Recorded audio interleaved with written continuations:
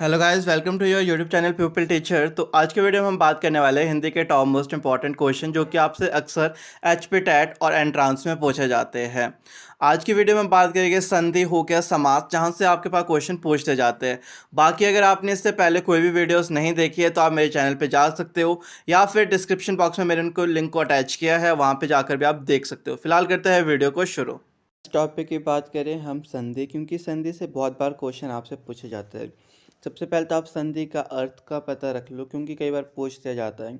संधि का शाब्दिक अर्थ होता है मेल या जोड़। ठीक है, संधि में क्या करते हैं हम, दो शब्दों का क्या करते हैं, जोड़ करते हैं। ठीक है, जबकि इसमें और क्या होता है, जब दो शब्द निकट आते हैं या दो वर्ण का संयोग से जो विकार या परिवर्तन होता है उसे संधि कहते हैं। जो दो वर्ण होता है जब उनका संयोग बनता है, तो जो उनसे संयोग बनने के बाद परिवर्तन या विकार बोलेंगे उसे हम क्या कहते हैं, संधि। जैसे कि हिमालय में देखो, हिम जमा आल्य, जब हिम का मतलब अलग हो गया, आल्य का मतलब अलग हो गया, बट जब हम इनको जोड़ देते हैं जब, तब इनका क्या बनेगा, हिमालय एक। फिर इसी तरीके से आपसे पूछे जाते हैं। फिर बात करें संधि के प्रकार, ये बहुत बार पूछा जाता है कि संधि के कितने भेद हैं। मुख्य संधि के तीन भेद हैं। एक है स्वर संधि, एक है व्यंजन संधि, एक है विसर्ग संधि। इनके नाम से पता चल रहा है स्वर संधि में क्या है, स्वरों के बारे में ज़्यादातर बात की जाएगी। व्यंजन संधि में जो व्यंजन्स हैं उनके ऊपर ज़्यादा स्ट्रेस दिया जाएगा। और विसर्ग संधि में क्या होगा, विसर्ग वगैरह लगी होगी, जिससे कि आपको इजीली पता चल जाएगा। सबसे आसान जो चीज़ है यहाँ पे वो विसर्ग संधि आपने याद रखना। जब भी आपके पास कहीं भी विसर्ग लगे, तो अगर क्वेश्चन में पूछा है कि कौन सी संधि है, या आपसे पूछा है विसर्ग संधि का कौन सा उदाहरण है, तो जिसमें विसर्ग लगा है वो वाला तो विसर्ग संधि का उदाहरण होगा ही होगा। ये बात आपने ध्यान में रखना। और अगर आपसे यहाँ पे पूछा जाए कि स्वर संधि के कितने भेद है, तो स्वर संधि के हमारे पास 5 भेद है। एक हमारे पास दीर्घ संधि है, एक हमारे पास गुण संधि है, एक आपके पास वृद्धि संधि है, एक यण संधि है, एक अयादि संधि है। तो ज़्यादातर इसमें से सिर्फ आपके पास दीर्घ संधि और गुण संधि से क्वेश्चन आते हैं। ठीक है, स्वर संधि में दो ही मुख्य संधि है जहाँ से आपके पास बहुत बार क्वेश्चन पूछे जाते हैं। और किस तरीके से क्वेश्चन पूछे जाते हैं वो सब आपको भी डिटेल में पता चल जाएगा। क्योंकि स्वर संधि में आपने याद रखना, बस स्वरों की बात होगी ज़्यादातर, मतलब मात्राएं वगैरह ज़्यादातर होगी।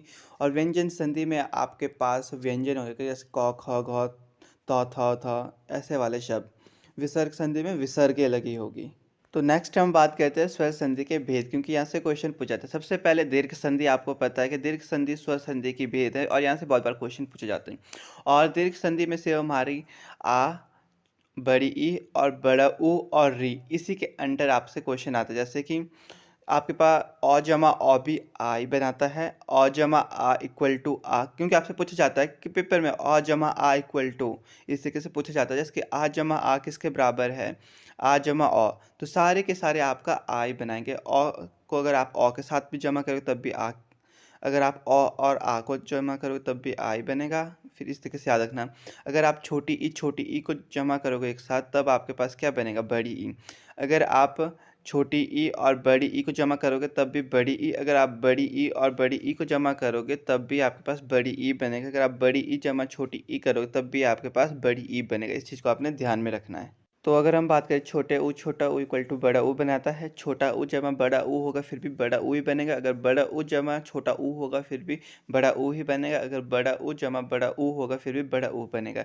री जमा री हमारा री बनाता है, बाकी आपको शायद से अभी पता नहीं चलोगा, बट इसको अच्छे से समझ देना आप, क्योंकि बहुत बार यहाँ से क्वेश्चन बनते हैं। बाकी अभी हम एग्जाम्पल के थ्रू समझेंगे, फिर शायद से आपको थोड़ा बहुत पता चल जाएगा कि जो दीर्घ संधि है उसके अंदर किस तरीके से सॉल्व किए जाते हैं। कि हम यहाँ पे उदाहरण ले रहे हैं दीर्घ संधि का। पहले आपको पता है कि दीर्घ संधि में जो हमारे ह्रस्व संधि और दीर्घ संधि होती है ना, स्वर जो ह्रस्व स्वर और दीर्घ स्वर मिल करके क्या है, हमारे दीर्घ स्वर बनाते हैं, बड़े स्वर। ठीक है, जैसे कि हिमालय की बात करें तो हिम जमा आल्य, जिसमें कि क्या है, अ जमा आ इक्वल टू आ, हिमालय आ की आवाज़ आ रही है ना आपके पास, आल्य, हिम जमा आल्य।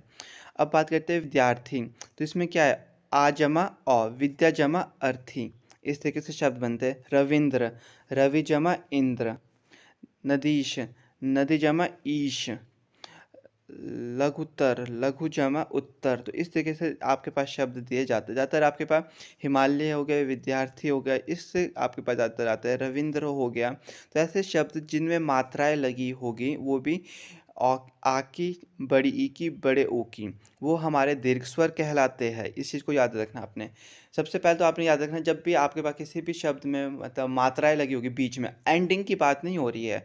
जो व्यंजन होते हैं ना, उसमें एंडिंग में लगी होती है ज़्यादातर मात्रा। जो आपके स्वर होते हैं उसमें बीच में लगी होती है, जहाँ पे आपका मतलब वो 2 हिस्सों में बँट जाएँगे, तो वो आपके स्वरों के बेस पे बँटते हैं, ठीक है? इस तरीके को याद रखना आपने। जब आपका स्वरों के बेस में बँट रहे हैं, जैसे कि विद्यालय, विद्या आ की भी आ रही है, औ की भी आ रही है, तो आपने समझना कि वो स्वर है, हमारे स्वर संधि है।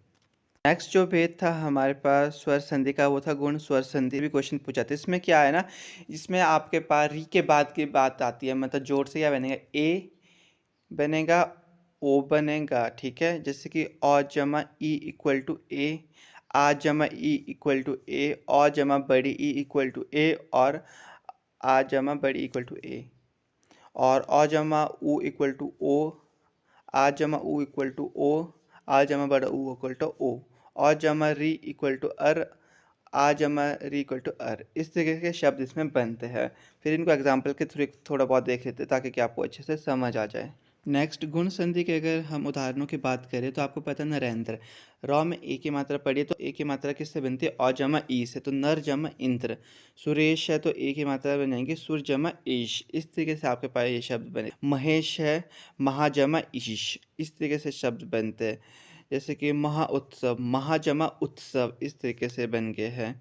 राज ऋषि, राज जमा ऋषि। देव ऋषि, देव जमा ऋषि। इस तरीके से आपके पास पूछे जाते हैं। अगर तो ऋषि वाले आगे तो बहुत ईजी होते हैं, इसको तो आपने ऐसे याद रखना, बस जो भी आगे दे रखा है राज जमा ऋषि बना लेना उसको। यही है आपके पास इसके स्वर संधि के उदाहरण। अगर हम व्यंजन संधि की बात करें, तो ज़्यादा डिटेल में नहीं जाऊँगा, क्योंकि डिटेल में नहीं पूछा जाता है। बस आपने ध्यान रखना कि आपसे सिर्फ ऐसा पूछा जाता है कि स्वर संधि है कि व्यंजन संधि है, ठीक है? तो जैसे दी गज है, तो दी गज को देखो किस तरीके से लिखा है, दिक जमा गज। इसमें देखो जो स्वर है उनका संधि विच्छेद नहीं हुआ, बल्कि जैसे हिमालय, हिम जमा औ की आवाज़ आती थी, यहाँ पे देखो वर्णों मतलब व्यंजनों की आवाज़ आएगी आपके पास। जहाँ भी आपका व्यंजन की आवाज़ आएगी, मतलब व्यंजनों से उनका जो है होगा संधि विच्छेद, तो समझ लेना वो व्यंजन संधि है आपकी। तो इस मेगा प्रैक्टिस सेट का सबसे लास्ट टॉपिक है हमारे पास समास। बहुत इंपॉर्टेंट टॉपिक है ये। इसकी पहले डेफिनेशन याद रख लेना आप। दो या दो से अधिक शब्दों से मिलकर जो नया या छोटा शब्द बनता है, उस शब्द को समास कहते हैं। जब दो या दो से अधिक शब्द के मिल करके कोई नया शब्द बने या कोई छोटा शब्द बने, तो उसे क्या कहते हैं, हम समास कहते हैं। समास के कितने प्रकार होते हैं या कितने भेद होते हैं, ये पूछा जाता है। तो समास के आपके पास 6 भेद होते हैं। ये आपके पास द्वंद्व समास, द्विगु समास, तत्पुरुष समास, कर्मधारय समास, अव्ययभाव समास और बहुव्रीहि समास। ये बहुत इंपॉर्टेंट समास है, क्योंकि यहाँ से बहुत सारे क्वेश्चन पूछ जाते हैं। बस यहाँ से आपने इतना याद रखना कि जो समास है उसके 6 भेद होते हैं। फिर इनके थोड़े हम एग्जाम्पल के बारे में बात करते हैं कि आखिर जो ये समास है किस तरीके के होते हैं। तो सबसे पहले बात करें अव्ययभाव समास। इसमें हमारे पास पहला पद या पहला अव्यय प्रदान होता है। जैसे कि इसके जो उदाहरण होते हैं, जैसे कि प्रतिदिन हो गया, अनुकूल हो गया, यथाशक्ति हो गया, इस तरह के जहाँ पे आ जन्म हो गया, इस तरह के, या यथा क्रम हो गया, यथा समय हो गया, इस तरह के अगर आपके पास आएगा कि अ या य, सबसे मेन चीज़ है प्रतिदिन हो गया, भरपेट, ऐसे शब्द हमारे आते हैं। अगर हम बात करें तत्पुरुष समास, इसमें हमारा दूसरा पद या दूसरा अव्यय प्रदान होता है। इस चीज़ को आपने याद रखना। और साथ ही साथ में इसमें हमारे कारक लगते हैं। जैसे कि आप बोले रसोई घर, रसोई के लिए घर, मतलब कर्ता ने कर्म को कर्ण से, ऐसे वाले जो कारक लगते हैं वो इसमें लगता है। कर्म हो गया, कर्ण हो गया, संप्रदान, ये सारे इसमें लगते हैं। जिसमें आपका ऐसा है रसोई के लिए घर, मतलब रसोई घर, ऐसे ऐसी चीज़ें आए तो वो आपके तत्पुरुष समास के अंदर आती है। नेक्स्ट बात करें तो द्विगु समास वो होते हैं जिसमें हमारी काउंटिंग आती है। देखो द्वि से पता चल रहा है द्विगु समास, जिसमें काउंटिंग आई, जैसे त्रिभवन हो गया, नवग्रह हो गया, इस तरीके से आपसे पूछा जाता है। अष्ट धातु, ये कौन सा समास है, तो अष्ट धातु कौन सा, द्विगु। जहाँ पे आपके पास पंचवटी हो गया, त्रिनेत्र हो गया, इस तरीके के शब्द आए, त्रिकाल हो गया, तो वो हमारे द्विगु समास के अंदर आते हैं। इसको आपने ध्यान में रखना है। नेक्स्ट बात करें तो बहुव्रीहि समास। इस समास में बस आपने ज़्यादा कुछ ध्यान नहीं देना। बस जहाँ पे आपके पास कोई महान पुरुष या भगवानों के नाम आ जाए, तो वो वाले नाम आपके बहुव्रीहि समास होते हैं। जैसे कि लंबोदर हो गया, नीलकंठ हो गया, गजानन हो गया, दशानन हो गया, इस तरीके के समास आए तो समझ लेना वो आपके बहुव्रीहि समास है। तो नेक्स्ट बात करते हैं द्वंद्व समास। इस समास में ना आपके पास बीच में आपके पास डैश लगा होगा, जैसे कि अन्न जल हो गया, आग पानी, मार पीट, ऊपर नीचे, सुबह शाम, दिन रात, ऐसे जब शब्द आ गए वो आपके द्वंद्व समास के अंदर आते हैं। नेक्स्ट बात आती है कर्मधारय समास, जिसमें कि कोई चीज़ कर्म को प्रकट करे, मतलब कि नील कमल हो गया, नीला कमल।